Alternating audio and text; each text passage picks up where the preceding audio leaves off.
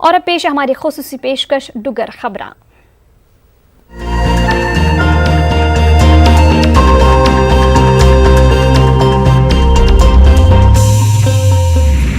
करगिल विजय ध्याड़े दे 20 बरे पूरे होने पर फ्रीडम फाइटर्स एसोसीएशन आस्या डोगरा शौर्य स्मारक जम्मू उपर एक समारोह का आयोजन किया गया।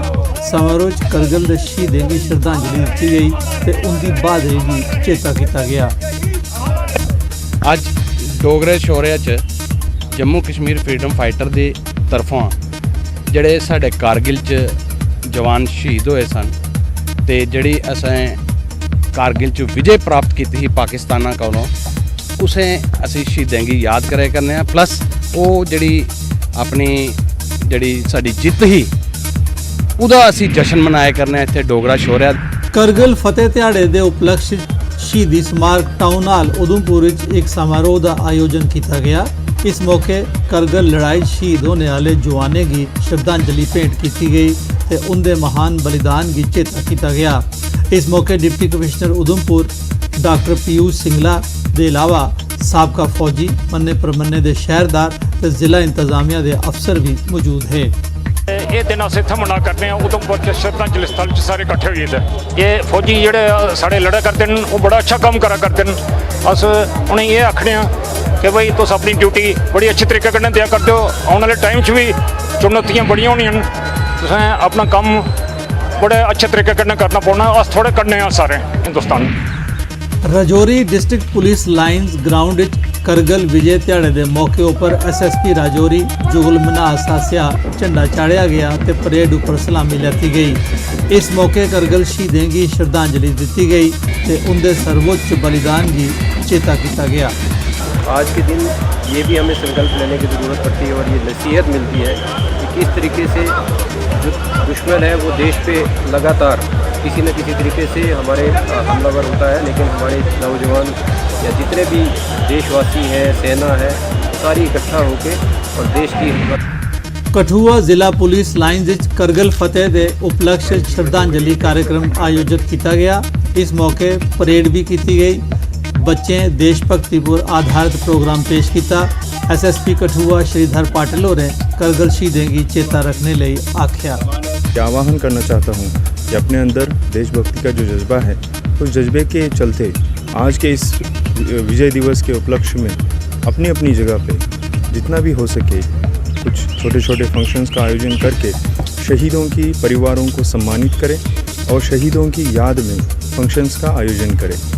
मैं आज कारगिल विजय दिवस के उपलक्ष्य में सभी कठुआ वासियों को और सभी देशवासियों को अभिनंदन और financial commissioner revenue Pawan Kotwal होरें सांबा जिले का दौरा लाया।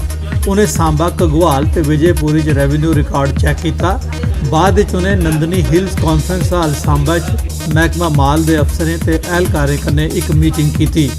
पवन कोतवाल होरें गलाया जो लोगों की बेहतर ढंगे कन्नै सेवा करन।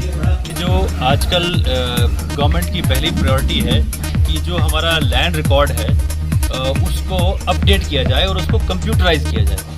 तो जो दो इसके हिस्से हैं, एक तो जो कंप्यूटराइजेशन की एक्सरसाइज है कि जितना भी हमारा रिकॉर्ड है उसकी हालत अब ख़राब हो रही है, तो उसको परमानेंटली रखने के लिए एज ए लेगेसी डेटा जिसे हम कहते हैं उस सब को हम कंप्यूटराइज करें, स्कैन करें, ताकि जब भी हमें पोस्टेरिटी में या आगे आने वाले वक्त स्वतंत्रता दिहाड़ा मनाने के संबंध में किए जाने वाले इंतजाम के मद्देनज़र सब डिवीजन गंदोह एक मीटिंग लाई गई।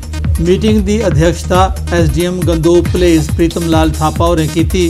मीटिंग परेड की सलामी लैने, झंडा चाढ़ने ते march past Jammu Kashmir armed police CRPF NCC ते सरकारी ते गैर सरकारी स्कूलों के विद्यार्थियों की टुकड़ियों के हिस्सा लेने बारे दस्या गया। इसके अलावा मुतलका महकमे की बिजली, पानी, साफ सफाई, फर्स्ट एड, ट्रांसपोर्ट ते ट्रैफिक मैनेजमेंट के बारे ज़रूरी हिदायत दी गई।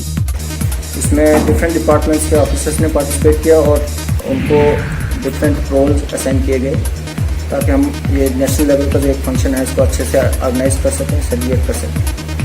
और पैरामिलिट्री फोर्सेस जो भी है और हमारी पुलिस जो है वो अलर्ट है, वो अपना काम बखूबी निभाएंगे। पुंछ जिले के किसान हुण हत्थ कन्नै चलने वाले ट्रैक्टरें या पावर टिलर का इस्तेमाल राई बाई लई करन लगे न। इन्हें ट्रैक्टरें कारण किसानें की खेतर बाह्ने च हुण घट टाइम लगता है। टाइम की बचत की वजह कन्नै वो राई बाई के अलावा कोई दूआ काम भी करी सकते हैं।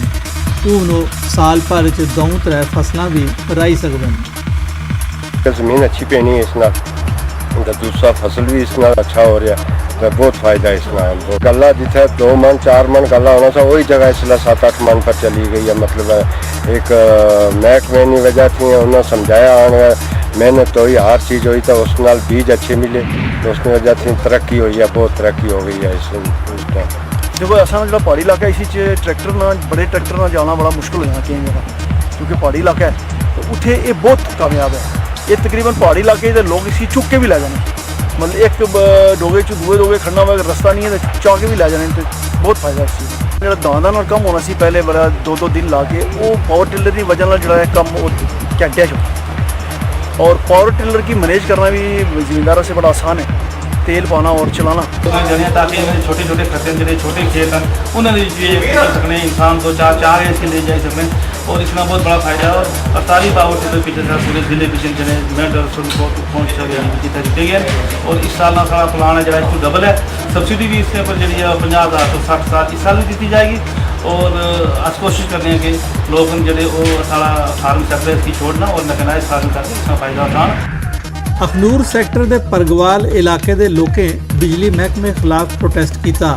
उनका आखना है जे इलाके की बिजली की सप्लाई मुनासिब ढंगे कन्नै नहीं की जा रही, जेकर महकमे का इह रवैया रहा तो वो भुख हड़ताल करने की मजबूर हो। सांबा जिले के जख के दबुज इलाके शाह राड़ा गुरुवाल चक दौलत थमां हुंदे होई चक सलारियां तोड़ी सड़क बनाने का काम PWD आसिया किया जा रहा है।